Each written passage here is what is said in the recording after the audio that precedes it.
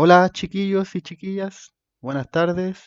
Eh, ya lo he hecho con algunos cursos, hoy día les toca a ustedes. Estoy haciendo, entre comillas, como clase online. Digo entre comillas porque no están ustedes ahora escuchándome presencialmente, digamos, en vivo, pero sé que lo van a escuchar. La idea es retomar, eh, alcanzar a explicar ya la unidad uno, que es la unidad que tendríamos que estar terminando ahora. Y he buscado y he pensado maneras en llegar a ustedes y pensé en esta, se me ocurrió y ha resultado bastante bien con los otros cursos, así que espero que con ustedes también funcione. Ya, em, en clase alcanzamos a llegar hasta la crisis de 1929, no sé si se acuerdan, la crisis económica. Ya, por tema de tiempo, esa clase en particular vamos a saltarla y vamos a comenzar como la segunda parte de la unidad uno, que es el surgimiento de los totalitarismos. Eh, yo les voy a ir explicando a medida que avance la clase y la idea es que ustedes puedan tomar apuntes, si quieren escriban la materia, pueden pausar el video, retroceder. Bueno, ahí va a estar disponible para ustedes y eso, pues espero que rescaten la iniciativa que tengo en hacer esto, ya que no es difícil, pero me expongo, eh, me expongo a que me puedan hacer memes o lo que sea, pero siento que es lo necesario para que ustedes no se atrasen tanto. ¿Ya? Vamos a empezar con el objetivo, em, explicando que lo que vamos a empezar a ver ahora en historia del mundo, digamos, no en historia de Chile, es lo que pasó después de la crisis de 1929, que viene a marcar el fin como de los años de gloria del capitalismo en Estados Unidos. No sé si se acuerdan que lo vimos, el jazz, estas nuevas modas, nuevas maneras de vestir, eh, estas fiestas con música en vivo, etcétera. Es como el triunfo o el sentimiento triunfalista de Estados Unidos frente al término de la Primera Guerra Mundial. Por lo tanto, estamos ante una potencia, Estados Unidos, eh, que se siente eh, que nadie puede detenerla y que cuenta con muchos recursos económicos luego de la Primera Guerra Mundial en la que participa y sale triunfante, digamos. ¿Ya? Por lo tanto, lo que vamos a ver hoy día, el objetivo de este presi, del que están viendo aquí ustedes, ya va a ser analizar qué pasó desde la década de los 30, considerando que la crisis de Estados Unidos fue en 1929, qué pasó en Europa en la década de los 30, una Europa, ojito con esto, si quieren lo escriben como apunte, una Europa que viene resistiendo y se ve impactada por la crisis de 1929, ¿ya? Por lo tanto, es importante que consideren que Europa también sufre la crisis y en la década de los 30, o sea, desde 1930 a 1939, se va a enfrentar a una crisis económica ya que nació en Estados Unidos. Ya, por lo tanto, este precio o esta presentación o la clase que le estoy haciendo hoy y ahora ya contempla desde la década de los 30 en Europa, o sea, luego de la crisis económica de 1929 que surgió en Estados Unidos, pero que impactó a todo el mundo. Es como un poquito como para que entiendan, yo sé que estos ejemplos pueden que no se apliquen bien en el tiempo, pero es como lo que está pasando hoy día. Ya una situación que puede impactar a un solo país se puede propagar rápidamente por el planeta y puede influir negativamente en todos los países del mundo, independiente que no ya haya surgido ahí la crisis. Ya la crisis de 1929 afectó a Estados Unidos, pero como Estados Unidos era la principal potencia de esa época, afectó a todo el mundo. ¿Ya? Por lo tanto, vamos. Síntesis de lo que estábamos viendo, la Primera Guerra Mundial, ¿ya? Ahí lo pueden ver, soldados muertos, mucha muerte, pesimismo, tristeza, etcétera. Ya, ahí hay un cementerio improvisado completamente para que ustedes vean ya la cantidad de muertos que ocasionó la Primera Guerra Mundial. Eh, también esto que es una foto de lo que pasaba en Estados Unidos después de la crisis. Ya la gente haciendo fila para recibir comida, hambre, gente muerta por enfermedades, contraídas por el hambre, por mala salud, mala nutrición, etcétera.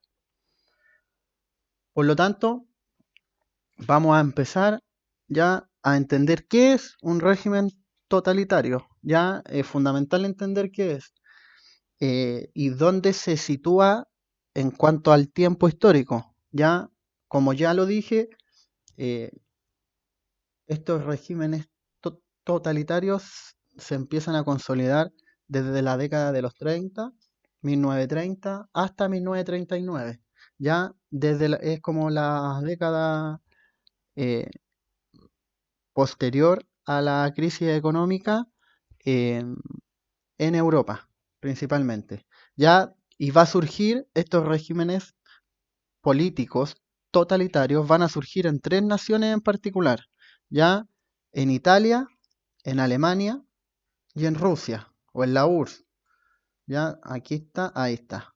Ya, entonces van a ser tres regímenes totalitarios que van a influir en Europa y que van a causar la Segunda Guerra Mundial, que es lo que viene después de esto.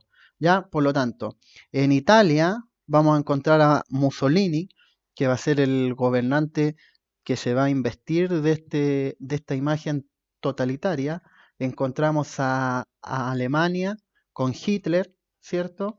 Y a la URSS con Stalin. ¿Ya? ¿Qué es mejor para entender qué es un régimen totalitario? Hacer una comparación con la democracia, digamos, con lo que ustedes ven día a día en Chile. ¿Ya? Por ejemplo, en la democracia se respeta la diversidad. Existen hombres mapuche, gay, lesbianas, personas con discapacidad, personas que creen en Dios, personas que no creen en Dios, etcétera, etcétera. Existe una diversidad de pensamientos, ¿ya? Y racial y de cultura también. Ya en el norte existen los indígenas aymaras, los quechua, en la zona centro-sur los mapuches, etcétera, etcétera, y hay un respeto mutuo.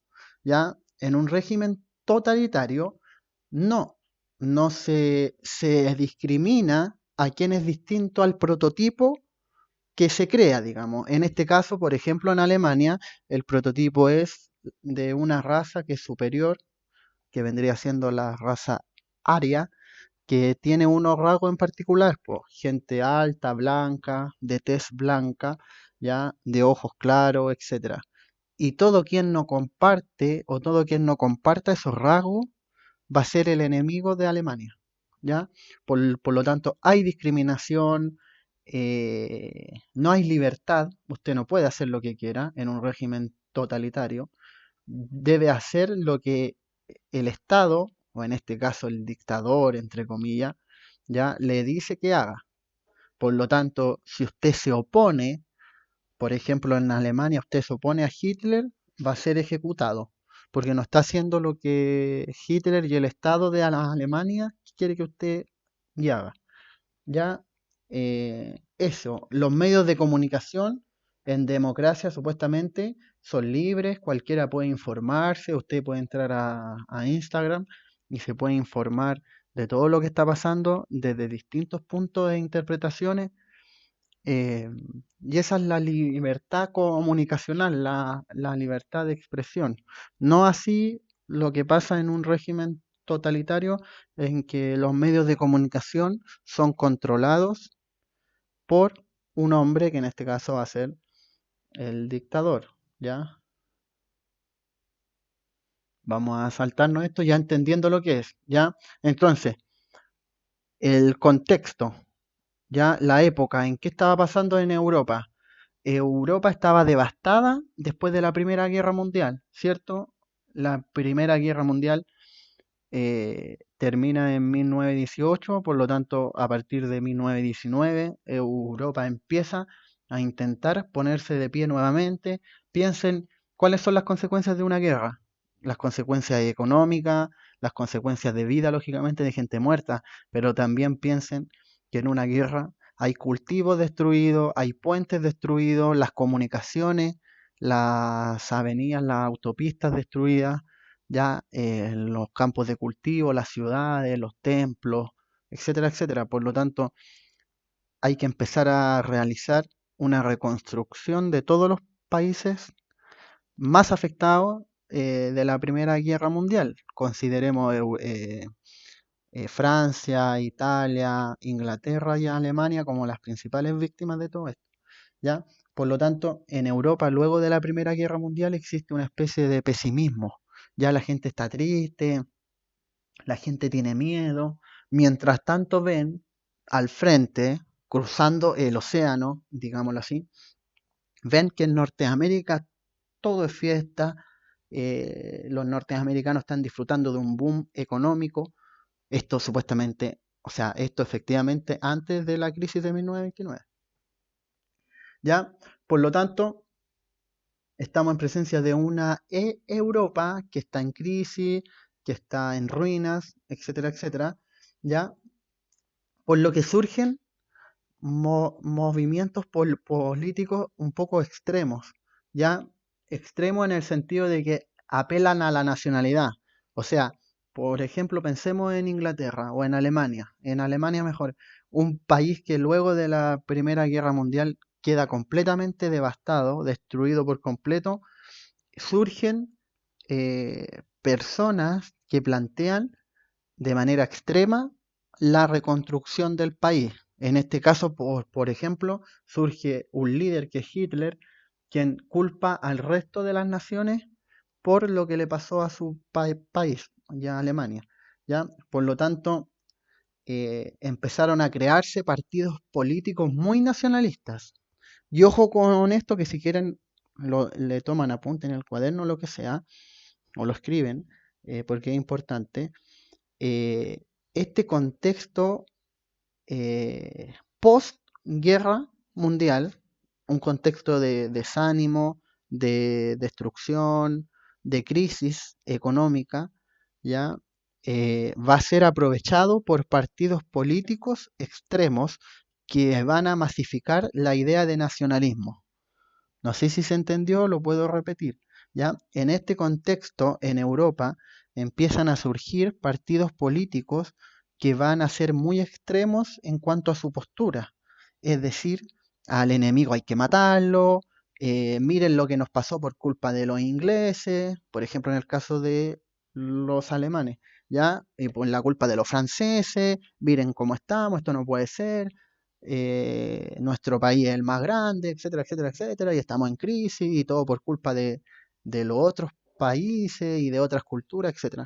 Por lo tanto, en este contexto de crisis económica es que surgen grupos políticos que postulan planteamientos muy extremos, como el nacionalismo, por ejemplo, el ultranacionalismo, ¿ya? El ultranacionalismo que va a plantear la importancia de un país por sobre el otro, ¿ya? En este caso, en Alemania, ya con Hitler. Y esto ocurre porque hay una sociedad de masas, y aquí voy a hacer un zoom, hay una sociedad de masas que es fácilmente manipulable. Ya la gente, los soldados, por ejemplo, que luego vuelven a su casa, se encuentran con su familia, encuentran que su país está destruido por completo. Esa gente, esa ciudadanía se vuelve una masa que es muy fácil de manipular, ¿ya? Y surgen estos líderes como Stalin, Hitler y Mussolini, ya que van a aprovecharse de esto y van a manipular a esta masa de gente que está triste, desanimada, etcétera. Ya. Por lo tanto, esto es importante porque son, déjenme ver, uno, 2, 3, 4, 5, 6, son 7 aspectos que son claves para entender los totalitarismos. Por lo tanto, esto sí o sí debería estar escrito como apunte o tal cual como lo voy a presentar. Ahí le pueden poner pausa al video, pero sí o sí deben tenerlo claro. Ya va a estar mucho en la prueba. Bueno, antes de ver eso, que lamentablemente hay muchas cosas que tengo que las voy a mostrar cuando retomemos las clases, ¿ya? Una de las características de los regímenes totalitarios más importantes es que se intenta imponer una ideología, una, no varias, que es lo que estábamos hablando, ¿ya? Eh, n- Se castiga la diversidad. Hoy día no, hoy día, o al menos en Chile, uno premia la diversidad, que exista gente que piense distinto, por ejemplo, en temáticas tan complejas como si existe Dios, hay gente que cree que existe Dios, hay otra gente que cree que no existe, pero hay respeto mutuo entre las posturas, ¿cierto? Ya hay gente que apoya el matrimonio gay, hay gente que está en contra del matrimonio gay, pero hay respeto entre las posturas y uno puede discutirlo, ¿ya? En los regímenes totalitarios, esa, ese respeto hacia el que piensa distinto no existe, ¿ya? Por lo tanto, se intenta imponer por la fuerza una sola ideología, una sola manera de pensar. Otro punto importante es la presencia de un líder carismático. ¿Qué significa carismático? Que entretenido, que tiene llegada con la gente, que él habla y la gente lo escucha, llora, aplauda, etcétera, etcétera. ¿Ya? Son como considerados como dioses porque la gente incluso llega a rendirle culto, ya como un culto como religioso, insisto, ya. Eh, Se le hace el culto a este hombre como si fuera un dios, ya. Por lo tanto, la gente lo admira, le es leal, etcétera. Puede incluso llegar a dar la vida por ese hombre, ¿ya? Solamente en los regímenes totalitarios solamente existe un partido político, uno, que es el partido oficial. Todos los otros partidos están prohibidos por ley, ¿ya? Por lo tanto, eso también es una distinción súper importante con las democracias actuales. Actualmente, en la democracia, por ejemplo, en Chile, o en la democracia de Alemania, ya existen muchos partidos políticos. Ustedes los ven en Chile. Bueno, en estos regímenes no, ya no se permite otro partido que no sea el partido político oficial del Estado. Luego les voy a ir explicando más a fondo en cada país los ejemplos. ¿Ya? Eh, Otro punto importante es que el Estado, o sea, en este caso el país, es más importante que las personas. Por lo tanto, miren esto que es fundamental.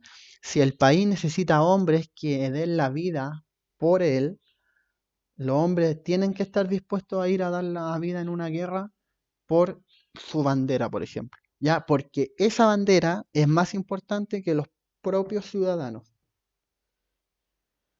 Otro punto importante, controlan los medios de comunicación y las escuelas. Ya, estos hombres controlan qué es lo que se enseña en la escuela, qué es lo que no se enseña y lo que no se debe enseñar en la escuela.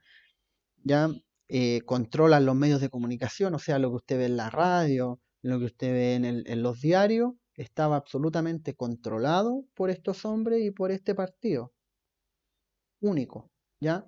Por lo tanto, esto tiene como misión y como objetivo, ¿ya? Que se mantenga esa ideología o esa manera de pensar que quiere imponer este régimen, ¿ya? Y lógicamente existe una fuerte represión en contra de quienes opinen distintos.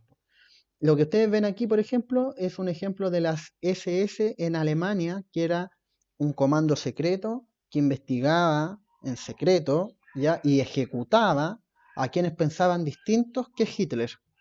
Ejemplo en la actualidad, si usted llegase a estar en contra del presidente y pone un afiche o una bandera mapuche en la casa, no sé, estoy inventando, ¿ya? Usted puede ser perseguido y eliminado solamente por pensar distinto al partido del presidente, pero estamos en Chile, que es una democracia, por lo tanto usted lo puede hacer. Ya el ejemplo este era lo que estaba pasando antes en Alemania con estos regímenes totalitarios. Y ahí está el logo, por ejemplo, de la SS o estos comandos secretos que funcionaban en Alemania para buscar y eliminar a quienes pensaban distinto. Y lo último, esta facilidad que tienen estos líderes, llamémoslo así, líderes, ya en hacer concentraciones, actos de masa y llenar de gente un lugar, ya y que la gente grite y llore y aplauda cada cosa que diga este líder, ¿ya? Por lo tanto, esas muestras de poder esas muestras públicas de, miren, el apoyo que tengo van a ser fundamental en estos tipos de régimen. Ya, vamos a empezar con el caso número uno de regímenes totalitarios que va a ser en Italia.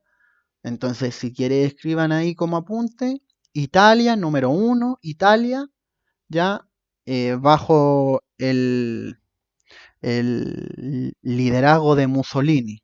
Mussolini, ahí como lo ustedes están viendo, en Italia ya se impone como un hombre totalitario con su pueblo a través de la ideología fascista.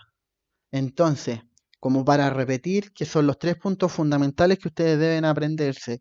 En Italia surge Hitler que impone el fascismo. ¿Se entiende? Repito, en Italia surge Mussolini e impone el fascismo. No sé si dije Mussolini o dije Hitler antes, pero es Mussolini. ¿Ya? En Italia, Mussolini impone el fascismo. En Italia, Mussolini impone el fascismo. ¿Ya? Eso lo digo, eh, lo reitero quizá absurdamente, pero es para que ya empiecen a recordar esto que es fundamental, porque suele pasar que se confunden, ¿ya? En Italia surge el líder Mussolini, quien impone el fascismo, ¿ya? Listo. Mussolini en 1919, o sea, el año después del término de la Primera Guerra Mundial, funda un grupo político y militar. Ya, repito, en 1919 Mussolini funda un grupo político y militar llamado los Fasci di Combattimento. Ojo con esto porque luego surge el término fascista. ¿Ya? Hitler funda en 1919 el grupo de los Fasci di Combattimento, que era un grupo ultranacionalista y anticomunista. Ya era un grupo anticomunista que detestaba a los comunistas y los perseguía para matarlos. Ya los Fasci di Combattimento, al mando de Mussolini, ya comenzaron a ganar mucho apoyo de la gente, tanto así que pasó de ser un grupo a ser un partido político, que fue el Partido Nacional Fascista, ya dentro del cual el líder fue Mussolini. ¿Se entiende hasta ahí? Ya. Y ahí está en su época antigua Mussolini, ¿ya? Estos fascis di combattimento, este grupo o este partido político extremo, ya vestían de negro, por lo tanto se le empezó a llamar los camisas negras, como ahí lo están viendo, ¿ya? Los camisas negras que, como dije ya, van a perseguir a los comunistas, a la izquierda en general, política, y van a usar la violencia, ¿ya? No van a escatimar gastos en usar la violencia para perseguir y matar a quien pensaba distinto que ellos, en este caso a los comunistas en particular, ¿ya? En 1922 Mussolini realiza una marcha hacia Roma, como que hace un golpe de Estado con su partido político, ¿ya? Y es nombrado el primer ministro italiano. Y es nombrado primer ministro italiano. Y ahí empieza ya la implementación del fascismo a manos de Mussolini, ya quien luego se vuelve el líder innato de Italia. Entonces, otra cosita importante que si lo quieren escribir ahí son los seudónimos. Ya el seudónimo de Mussolini fue Duce, o Duce, o Duque, no sé, ya, no sé lamentablemente latín ni italiano, pero que significa que él era el conductor del pueblo, ya que es lo que ustedes están viendo aquí. Él se hacía llamar a sí mismo como el conductor del pueblo. Él iba a conducir al pueblo de Italia hacia la victoria, hacia el triunfo, hacia... Pensaba sacar a Italia de la crisis económica, etcétera, etcétera. ¿Ya? Lógicamente usa la violencia, los aspectos nacionalistas, ultranacionalistas. Italia era el mejor país del mundo y todos los otros países eh, no llegaban ni siquiera a su altura, digámoslo así, ¿ya?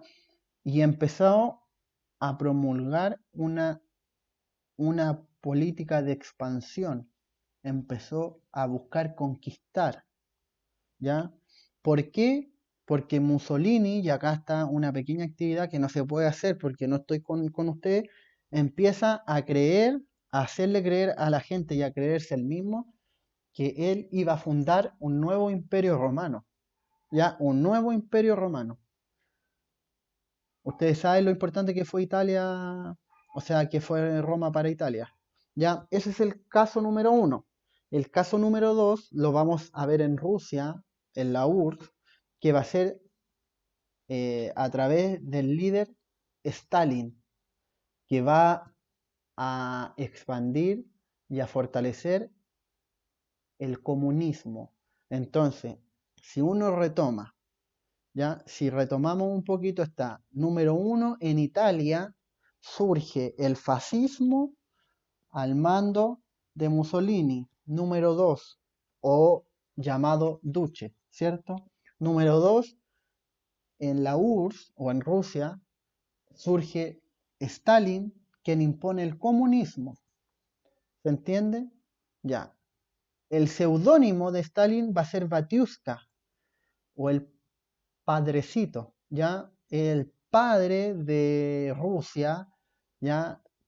Y los ciudadanos son sus hijos a quien él debe cuidar y guiar por la senda del bien, etcétera, etcétera, ¿ya? Pero sigue esto mismo, o sea, si usted no era parte del Partido Comunista, se transformaba inmediatamente en el enemigo de Rusia. Si usted no era parte o no pensaba ya como el partido buscaba que usted pensara. Eh, bueno, ahí está el retrato de Joseph Stalin, que era el secretario general del Partido Comunista. Ya él intenta hacer una recuperación económica. De hecho, si ustedes, por ejemplo, ven aquí, ya un cartel propagandístico, pueden observar claramente cómo él hace un llamado a la gente a que trabaje y que luche por recuperar la economía en Rusia. ¿Ya? Por lo tanto, en la URSS se consolida el Partido Comunista, que va a ser considerado el único partido legal que puede funcionar en Rusia. Y cualquier otro disidente o cualquier otro hombre que opinara lo contrario a lo que planteara el Partido Comunista iba a ser arrestado, ¿ya? En los gulags, que y eran como campos de prisioneros. Por lo tanto, lo que ustedes ven, también aquí hay una manera de gobernar que se opone a las diferencias, que se opone a quien opine distinto, que se opone a la diversidad, que se opone a todo quien no opine como Stalin quiere que opinen o que piensen, ¿ya? Por lo tanto, Stalin también controla la escuela, lo que se enseña en la escuela, ya también controla los medios de comunicación, eh, tampoco existen partidos políticos que se opongan al Partido Comunista bajo Stalin y también existe una represión muy fuerte hacia quienes pensaban distinto. Miren, este es un afiche que dice gracias a nuestro amado Stalin por esta infancia feliz, ¿ya? Y se ve todos los niños rusos que están contentísimos con Stalin. Ya, este afiche usted lo encontraba en la escuela en Rusia. Por lo tanto, si ve lo que está viendo aquí, es una representación propagandística que hace Stalin del mismo para su pueblo, que en este caso son los ciudadanos rusos, ¿ya? O de la Unión Soviética. Por lo tanto, en este ejemplo bien claro que ustedes están viendo una postal, una imagen, un póster que es claramente el reflejo de lo que busca un régimen totalitario, ¿ya? Que es que la gente piense como el líder quiere que piensen, y aquí esto es una imagen que si uno la ve de afuera cree que realmente Stalin estaba preocupado por la infancia, por los niños, por las escuelas, por el bienestar de ellos, etcétera, ¿ya? Pero solo vemos manipulación al fin y al cabo. Continuamos ya. Este vamos a partir, o ya al punto 3 que en este caso es en Alemania, con Hitler, quien impone el nazismo. ¿Ya? Acuérdense, entonces, como para hacer un pequeño resumen. Número 1, en Italia era Mussolini quien intentaba imponer el fascismo. Número 2, en Rusia o en la URSS, en la Unión Soviética, al mando del líder llamado Stalin, que impone la ideología del comunismo. Y en Alemania, número 3, está a cargo del líder, que es Hitler, que intenta poner o intenta promover la ideología del nazismo o nacionalsocialismo, que luego lo vamos a explicar mejor. Ya, lo que ustedes ven ahí salió en el diario de Alemania unos años después del término de la Primera Guerra Mundial. No sé si ustedes saben, pero esto tienen que haberlo visto el año pasado. Al término de la Primera Guerra Mundial, eh, se firma un tratado de paz, que es el Tratado de Versalles. Ya en el Tratado de Versalles se imponen los castigos para los países que supuestamente fueron los culpables de esta guerra. Repito, chiquillos, esto es fundamental, si quieren lo escriben como apuntes porque no está en ninguna parte del precio. Luego del término de la Primera Guerra Mundial, se firma un tratado de paz, pero que también ese tratado castiga a las naciones que supuestamente fueron las culpables del inicio de esa guerra. ¿Ya? En el Tratado de Versalles, que se firma en 1919, el culpable es considerado Alemania. Por lo tanto, a los alemanes se les prohíbe poseer un ejército, se les quitan zonas de su país, superficie, se le imponen castigos económicos fuertes, ya deuda fuerte, eh, altas sumas. Por lo tanto, lo que ustedes ven aquí es una imagen ya que hace una burla de lo que estaba pasando en Alemania después de la Primera Guerra Mundial. Esto se, se publicó en un diario de Alemania y que si usted lo ve bien, por ejemplo, ahí, ahí dice Versalles. Este hombre con la bandera de Alemania es un ciudadano o está intentando representar al país en general. ¿Ya? Piensen entonces que quien está sentado ahí está representando a Alemania. ¿Ya? Que la bota, o sea, él está muy enfermo y una de las enfermedades más importantes dice Versalles, ya que fue el tratado que le puso término, repito, a la Primera Guerra Mundial.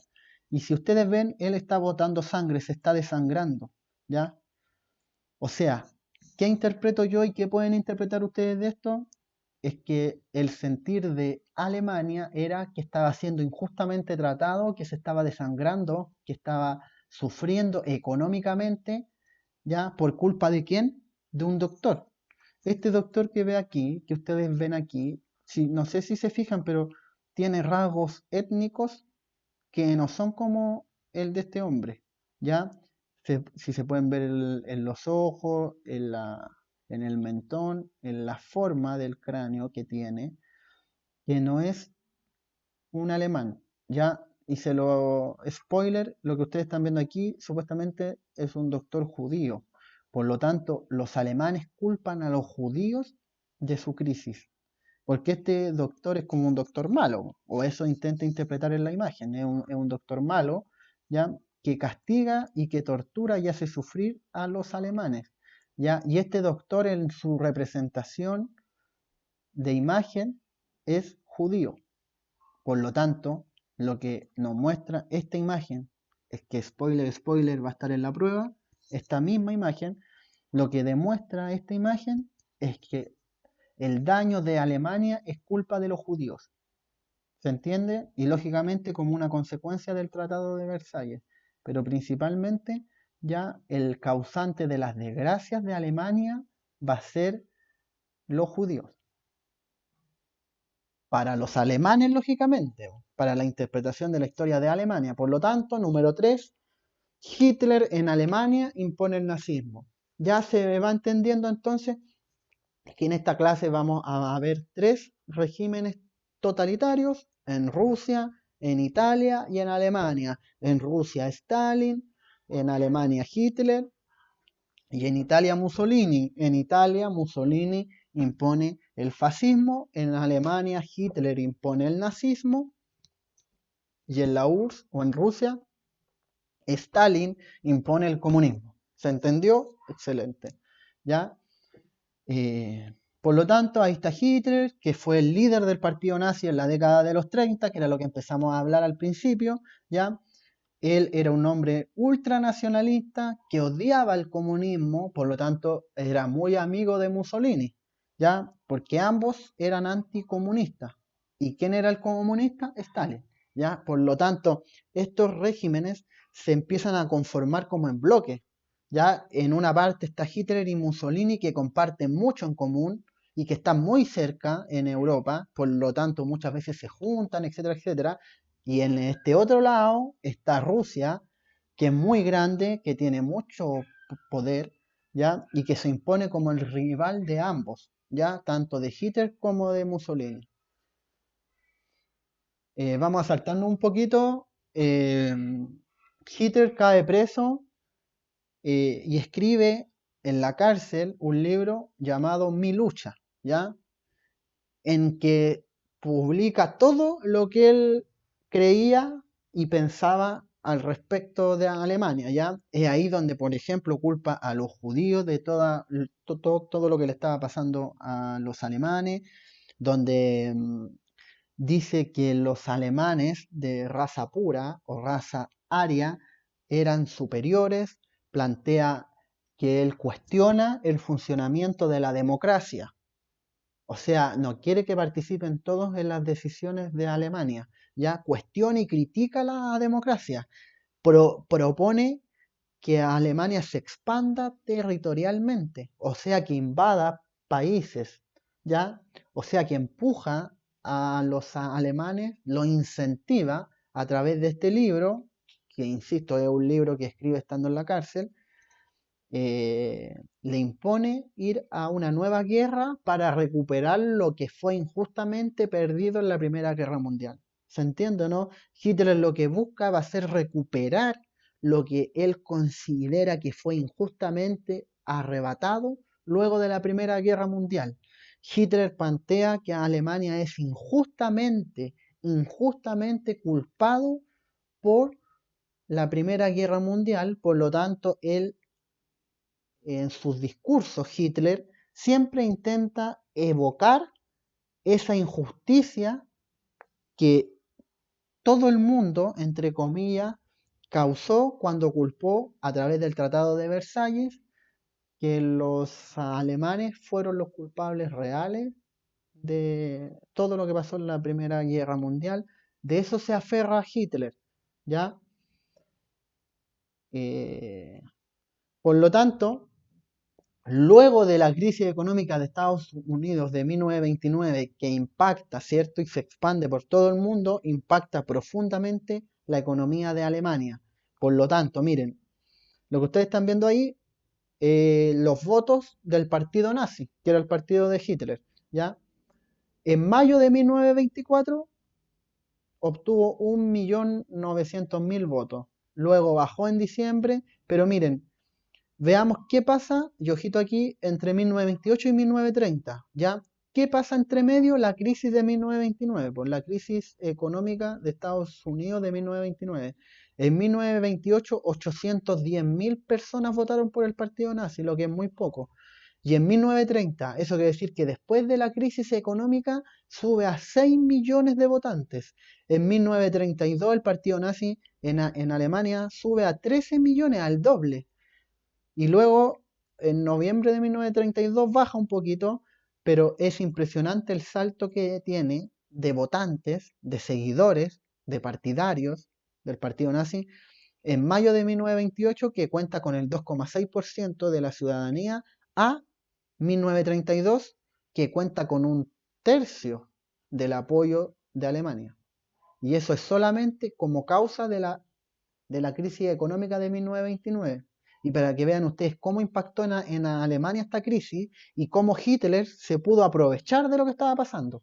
O sea, Hitler, que fue un líder innato, no estoy defendiéndolo, admiro simplemente su capacidad para convencer. ¿ya? Hitler convenció a toda la ciudadanía de Alemania que su discurso era el mejor para alcanzar la gloria nuevamente y para recuperarse económicamente. Ya, insisto, 1928, antes de la crisis de 1929, de la crisis económica que impacta a todo el mundo, el 2,6% solamente votaba por el partido nazi. Un par de años después, luego de la crisis de 1929, se amplía un tercio su apoyo, ¿ya? Lo que es importante. Por lo tanto, Hitler se transforma entonces en el líder indiscutido de Alemania, de esta nueva Alemania que se empieza a configurar, ¿ya? Un nuevo país con principios, con nuevos valores, etcétera, ¿ya? Y que va a ser con Hitler a la cabeza. En este contexto, un acontecimiento que es fundamental analizarlo y que debo nombrarlo va a ser la Noche de los Cristales Rotos. ¿Ya? Ahí está, Noche de los Cristales Rotos, que fue en 1938. En 1938, un grupo de fanáticos del partido nazi ya sale por las calles de Berlín y marca con el símbolo de la religión judía, ¿cierto? Con esta estrella de 6 puntas, marca los almacenes y las tiendas comerciales que sus dueños eran judíos y rompen los cristales de esas tiendas. Una noche entonces sale un grupo extremista de fanáticos del partido nazi, ¿ya? A rayar las tiendas judías y a destruirle los cristales, a saquearlas, etcétera, etcétera. Esa noche es recordada en la historia como la Noche de los Cristales Rotos, que ocurre en 1938, ¿ya? Por lo tanto, ahí empieza como la persecución en Alemania a todo aquel que pensara diferente y que fuera de otra etnia, ¿ya? O de otra raza. Los judíos, los gitanos, los homosexuales, bueno, que no son de otra raza, pero se entiende que son distintos, ¿ya? Eh, Personas con discapacidad también, ¿ya? Son masacrados. Gitanos, judíos, extranjeros, etcétera, etcétera. Por lo tanto, Hitler promulga dos leyes que van a poseer como único objetivo discriminar y marginar a los judíos. Una de esas leyes, que son conocidas como las leyes de Nuremberg, que van a estar en la prueba también, ojo, ¿ya? Las leyes de Nuremberg van a ser dos leyes que van a buscar discriminar a los judíos. Una ley va a prohibir que los judíos ejerzan una profesión. Ejemplo, un profesor que sea judío no puede hacer clase. Un doctor que sea judío no puede desempeñarse en un hospital, en una clínica o en lo que sea. Y así se le prohíbe a esta raza judía desempeñarse en cargos profesionales aunque contaran con el título. Piensen qué fuerte es esa ley, ¿ya? Y luego se les prohíbe casarse con alemanes, ¿ya? ¿Para qué? Para que no exista mezcla, po. Mezcla de raza, mezcla de etnia, de cultura, etcétera. Ya se prohíbe el matrimonio entre alguien que sea un alemán puro, de etnia pura, de raza aria, con un judío, ¿ya? Y ahí está un ejemplo de la noche de los cristales rotos. Y también, lógicamente, Hitler se vende muy bien con los medios de comunicación, también controla la propaganda, también controla los medios de comunicación, también controla la escuela y la enseñanza en la escuela, los contenidos, lo que se pasa en la escuela y lo que no, ¿ya? Esto se lo debe en gran parte a un hombre que la verdad es que uno habla de Alemania nazi y habla de Hitler inmediatamente y a este hombre lo olvida un poco, pero fue fundamental, ya que Joseph Goebbels, quien fue el encargado ya de la directrices o de las políticas propagandísticas de Hitler. Todos estos afiches, todos los mensajes de Hitler en la radio, en el diario, etcétera, ya estaban pensados por este hombre, ya que fue como el ideólogo, el creativo de Hitler, ¿ya? Por lo tanto, ahí ustedes también ven un afiche como en la típica, ¿ya? Que salen con niños, como que son cercanos a los niños, como que quieren lo mejor para su país, etcétera, etcétera, ¿ya? Hitler ocupó mucho la radio y este fue como una distinción con Stalin y con Mussolini, ya que fue la utilización frecuente de la radio para mostrar y masificar sus discursos, ¿ya?